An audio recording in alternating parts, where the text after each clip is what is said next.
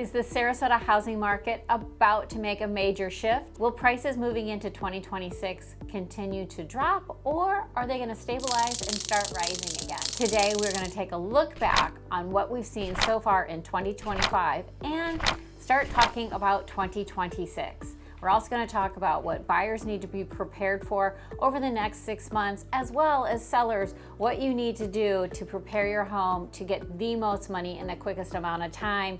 In this video, we're going to break down numbers, predictions, and everything we're seeing locally. So before we get started though, if we have not met yet, I'm Lisa McBride with Sarasota Neighborhood Experts. My team and I love helping so many of you buy, sell, and invest right here in Sarasota and Manatee counties. Please feel free to give me a call, shoot me an email. I always tell people I'm very old school. I still pick up my phone and love talking to you. So let's get right into what is happening in real estate, because one thing is certain, it's always moving around and there's always changes when it comes to the housing market.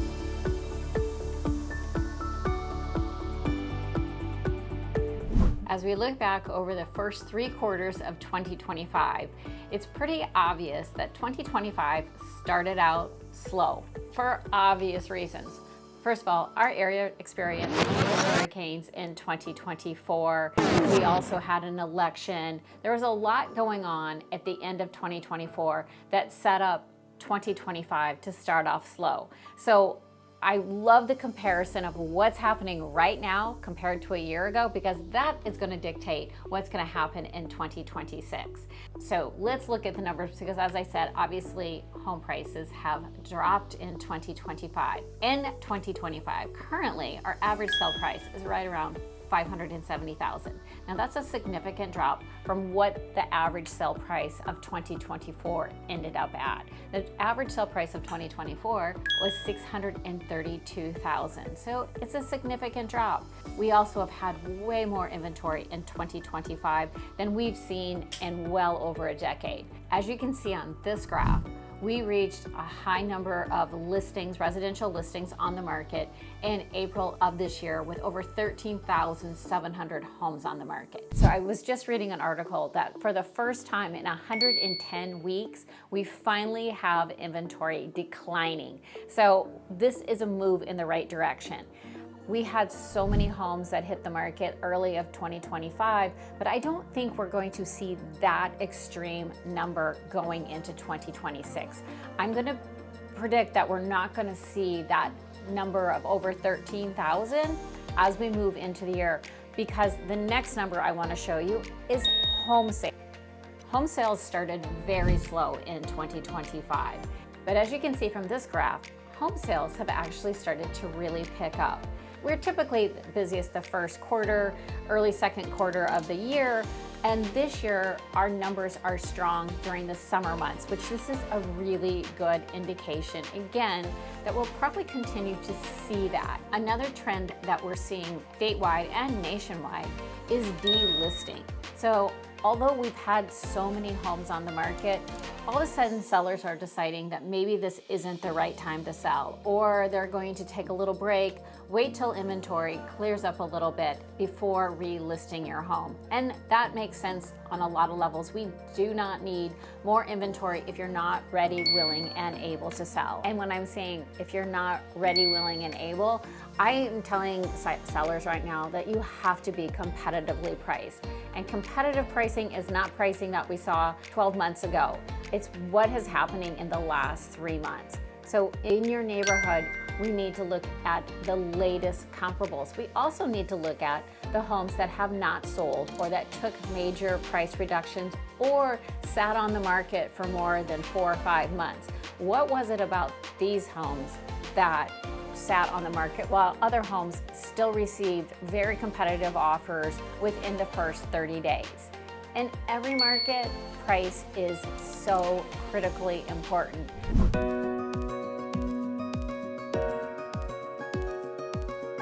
All right, a few other numbers that are really critical to understand and know here locally is the average days on market.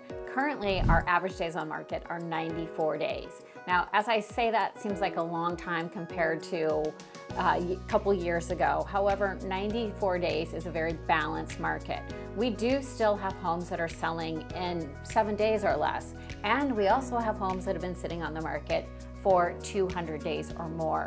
And we're going to talk a little bit about that in just a minute, about what sellers can do to price their home to sell competitively, quickly, and not sit on the market, because the longer you sit on the market, the less you're going to get for your home.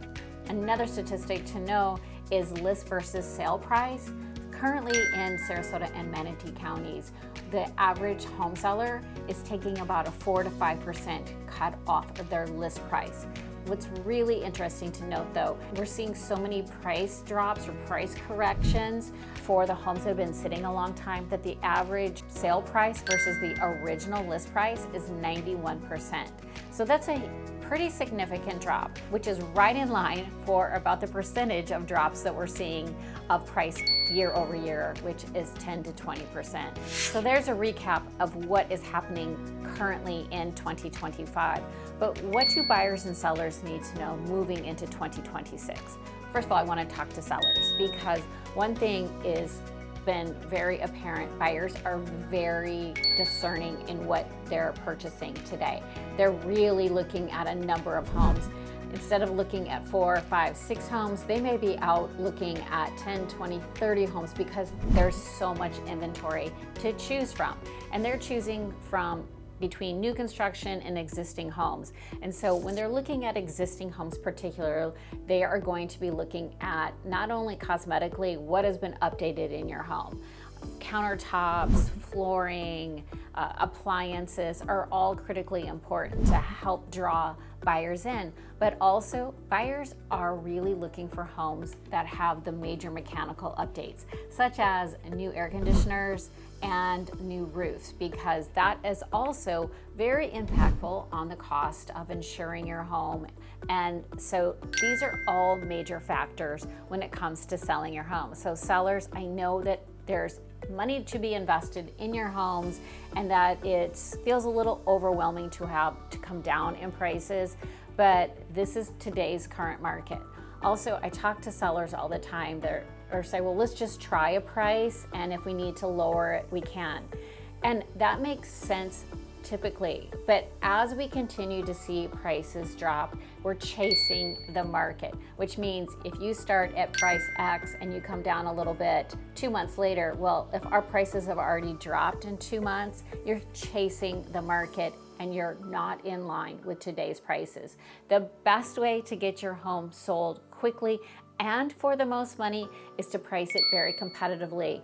And to know what a competitive price is, to do a thorough market analysis of what is selling in the last 60 days. Because I can tell you, although there's a lot of inventory, I still have buyers that can't find homes that are fitting their needs or wants. And so inventory numbers aside, there are still a number of buyers out there looking. So it's imperative before you list to make sure you have your home showing the best it possibly can and being priced at today's market, or even 2 or 3% below market conditions to get that quick sale. Believe me, getting a home sold is more important than waiting 6 months to get it sold, because no matter what the market does in 6 months, even if it goes up in value, your home sitting out there, it's just stalled on the market, never brings the highest price. So sellers, definitely be prepared. If there's any questions you have about today's market, please give us a call. Now buyers, what does this mean for you moving into 2026? Well, first of all, as I said, buyers are looking at a number of homes and a number of locations. So I feel buyers, you have time on your side. First of all, I do believe interest rates are going to continue to come down slightly over the next 12 months. I don't think we're ever going to see days of 3% interest rates again, but if we even got a 0.5% lower, it definitely adds buying power to you. Also, be sure to know exactly what you are looking for and what you want to compromise on, because unfortunately, there's no perfect home or even no perfect location. We just have to make sure that we're getting the home at the best value. Also, as buyers, right now you have the opportunity to make offers that you probably would have been making 3 or 4 years ago. Sellers are negotiable. As I said earlier, we're seeing 4 or 5% off of list price, but in some cases we may see more than that. So truly this is a buyer's market. Just be sure to know exactly what you're looking for, what are the key features that you're looking for in a home, but do be cautious as we go into 2026. The market and inventory, if it continues to dwindle, we may see prices go back up, and you need to be prepared, because when that perfect home comes on the market, I guarantee there's going to be somebody else looking for it as well. So knowing the market and being prepared is critical.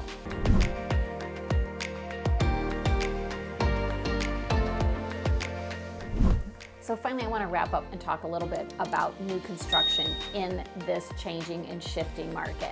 I've done videos in the past about how negotiable builders had been during the summer months, and that still is true for some builders, but not all, not anymore.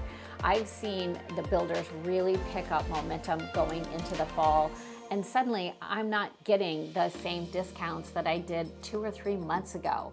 So this is also a trend that's telling me that the buyers are back out there, and the builders are very good at gauging demand, and they know the more people that are coming through their doors means there's going to be more buyers when we get to our peak season here in the first and second quarter of 2026.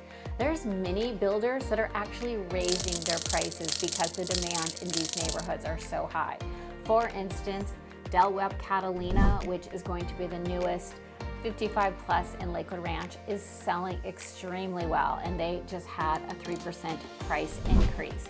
Also, the neighborhood of Seaflower in Bradenton, which is located very close to Antwerp Island, they're raising their prices as the demand is so high. The fact that we're seeing demand again for new construction is also telling us that we're probably going to see stronger buyer demand in 2026.